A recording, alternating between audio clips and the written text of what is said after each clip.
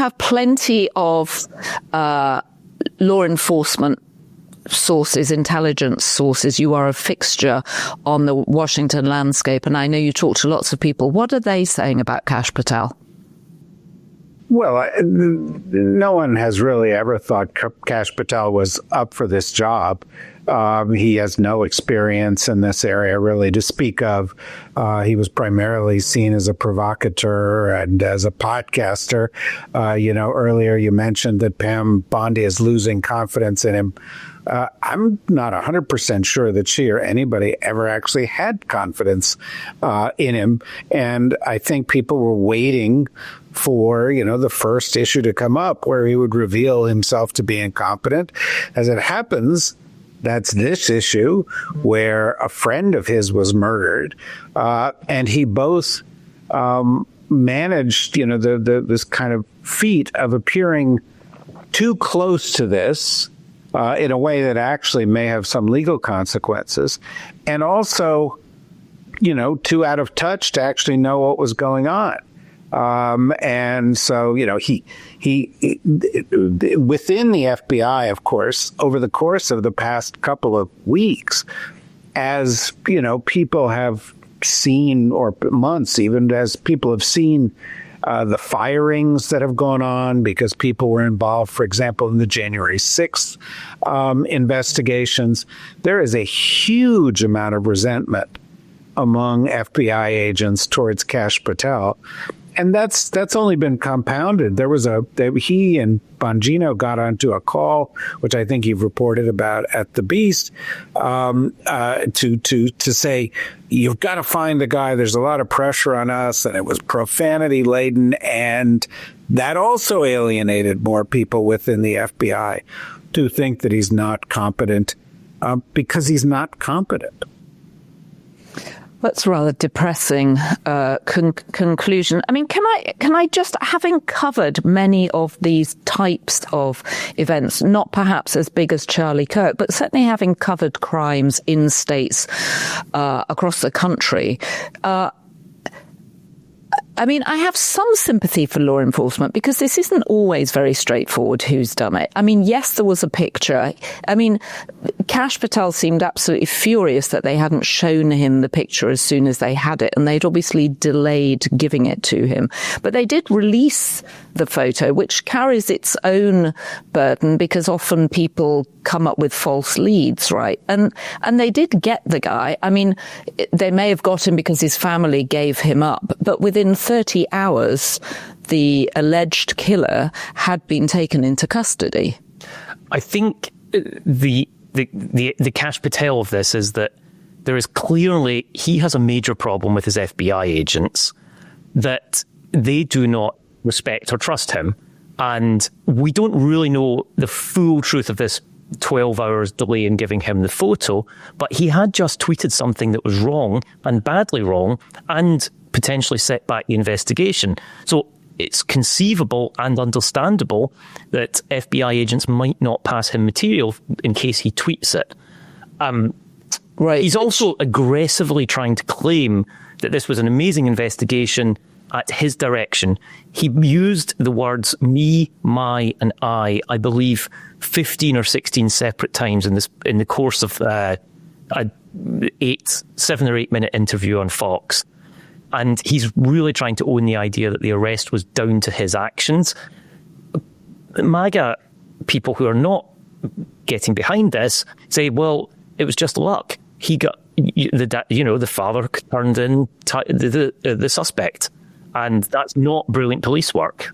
Well, I suppose if he does get fired, we're all podcasters, so we might get offered the director of the FBI. Joanna, I can think of nobody better, but I think actually I can. David Rothkopf. David, I think, would you like to be head of the FBI? No, but I will work. When you become the head of the FBI, Joanna, I would be very happy to work for you. God help you if that happens. That's all I'm saying. That would, Kash Patel might be incompetent running it. I'm not saying I would do it any better. And what do we think of Andrew Bailey? Potential replacement. Currently sharing the job with Dan Bongino as the number 2. Well, the advantages he brings is that he is absolutely he's absolutely MAGA. There's no doubts about his loyalties. He was Attorney General of a very conservative state, Missouri, where he was a very conservative Attorney General, and that the ability to manage things is clearly a problem for Kash Patel and Dan Bongino. As for how he is viewed in national security circles, David, I'll defer to you on that. Yeah, David, what do you know about Andrew Bailey? Well, no, I mean, he's seen as a conservative politician. I think he's probably more in tune as a former attorney general with Pam Bondi. And Pam Bondi has, over time really solidified her relationship with Trump by demonstrating, herself to be his lawyer, following through, defending him in all things. And I think, Kash Patel got into this because he was sort of a bright light in the MAGA universe, not because he was particularly well suited to this. Whereas if Pam Bondi got to remake this in her image, a guy like Bailey makes more sense. Having said that, I don't think he's going to be extremely well trusted among most FBI agents.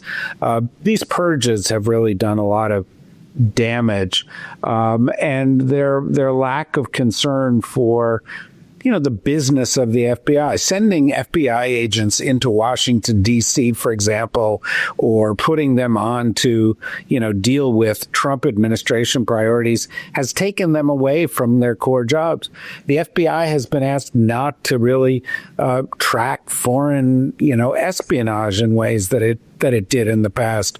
Other things that have been extremely important to the FBI and are extremely important to the national security community have gotten shunted aside because their agenda is political. And I don't think putting Bailey in this position is going to diminish skepticism that much. Although, having said that, Kash Patel is a terrible choice. And, Bailey is somewhat more competent. So we're going to go from the bottom of the barrel to a little above the bottom of the barrel. Is there anything in Kash Patel about him claiming that the reason he tweeted out, and I totally get that he tweeted out the wrong thing, but his argument that we are trying to be transparent, we're trying to tell people what's going on?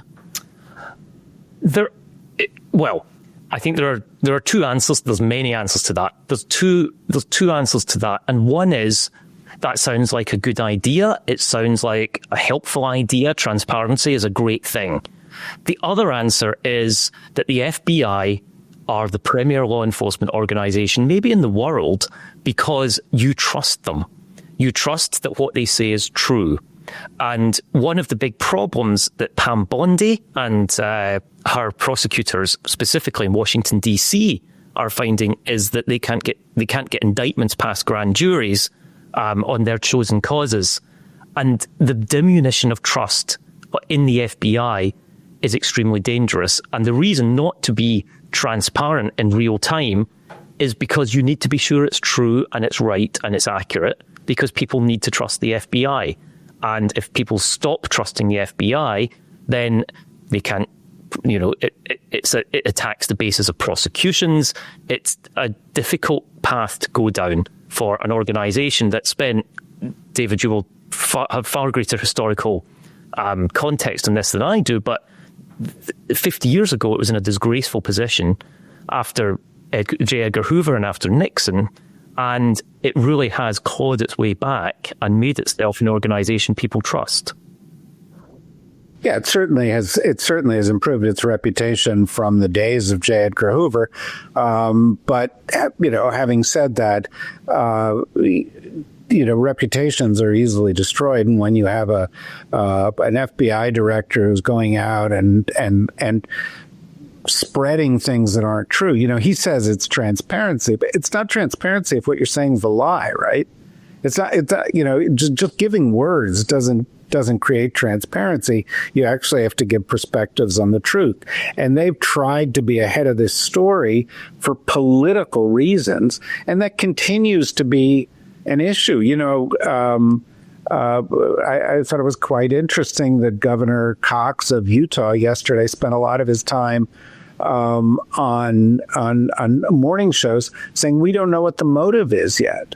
Whereas Patel and these others have been trying to attribute a motive, trying to say that this is political, I mean, J.D. Vance took over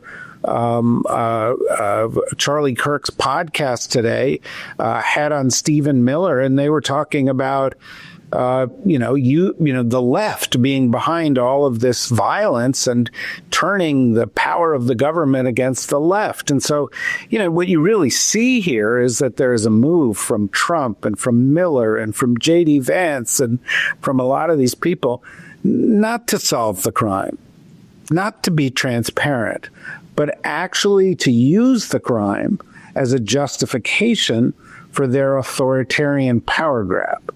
And the real story this week is not mourning Charlie Kirk.